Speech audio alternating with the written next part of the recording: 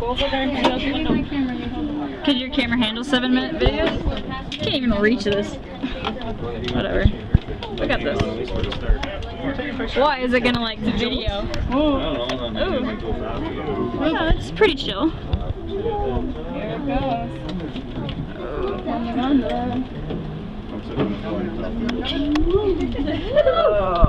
Here we go. Yeah, we're getting a bit high up here. Oh my god.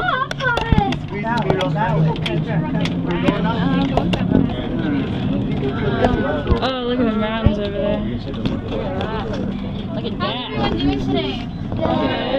Good. Are we all new to the tramway? Yeah. Yeah. Oh, there's Jasper. Well, my name's Brittany. I'll be your guide today. I'm going to be pointing out a couple features of the landscape as we ascend the mountain. We're going up Whistler's Mountain. It was named so because of the marmots that live up top. It's about a 25-pound rodent and it makes a high-pitched whistling sound. That's also where Whistler, BC got its name from as well.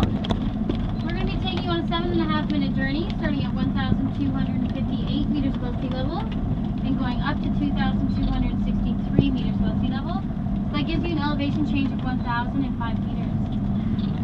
If you look to the back of the car, a little to my right, you will see the town site of Jasper. And it is by no means coincident shaped as a J. The population year-round is about 5,000, but it swells up to about 20,000 in the summer months, with tourists like yourselves or seasonal workers like myself.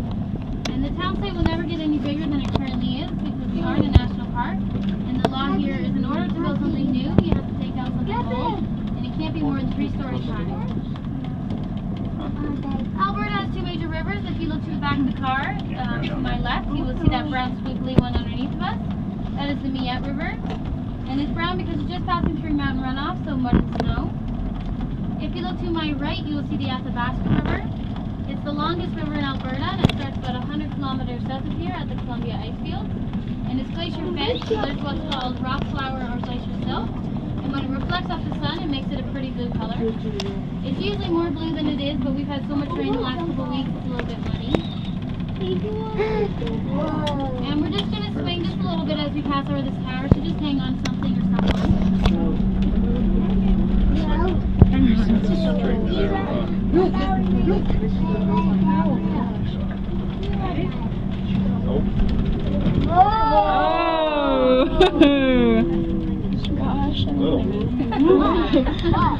Similar to a ski lift. Anyone seen any bears yet? No. If anyone is looking for bears, it's about a half an hour drive from town going east to Moline Lake. There's tons of bear sightings going down there. I haven't heard of one person that hasn't seen a bear going down there. Wow. We are taking 3 different ecological zones today. At the bottom is the Mount Green zone. That's where the majority of the wildlife is and the trees are a lot thicker. We are just getting into the subalpine. The snow can stay up here 5 to 7 months of the year. The trees start to thin out a little bit, and there are some trees that can be no bigger than a foot. But they are in fact up to 200 to 300 years old. But because of the harsh living conditions up here, they only have about 2 to 3 months of growing period. And that is why we ask that you don't remove anything from the park. It's going to take a very long time for it to get here. And once we're at the top, we'll be at the alpine zone. There's a lot of snow up there right now. It can stay all year round, but we're hoping it doesn't. No. But we're thinking it's going to stay because we got about 2 feet of snow in the last 2 weeks. So What? we're going to have a cold summer. If you look to my right, that range right beside us there is the Moline Range. And that first peak at the front that's flatter than the ones behind it is called Signal Mountain. And there used to be a fire lookout tower there a couple of years ago, but ironically enough, it burned down.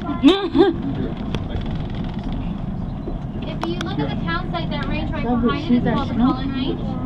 And if you can see the 3 blue lakes behind the town site, like Beauvern and Eden, and you look at the mountain that's diagonal to the horseshoe-looking lake, you'll see avalanche paths coming down that mountain, and it kind of looks like an I and a V. If you look up and right from there, you will see Old Man Mountain, and there's a jawline, a nose, and a brow bone, and it looks like the side profile of a man's face looking up at the clouds. If you can't see it now, just ask someone at the top who's got a radio, and they'll point it out for you. If you look to the back of the car, that range right behind us is called Victoria Cross Range. And that big peak on the end that looks like a pyramid is Pyramid Mountain. And We use it as our compass to directly north. And if anyone is into wolves, it's about a 15-minute drive from town to Pyramid Lake, the one with the island in it. There's 2 wolf packs there right now with 9 in each pack. And there's been tons of sightings, so that's where you should go if you're into wolves. Pyramid Lake, and it's the lake right behind us with the island in the middle of it. 15-minute drive from town. Wolves? If you look to my left, that range way out there in the distance, it's kind of foggy, but you can still see it. That is the Yellowhead Range. That acts as the border between BC and Alberta.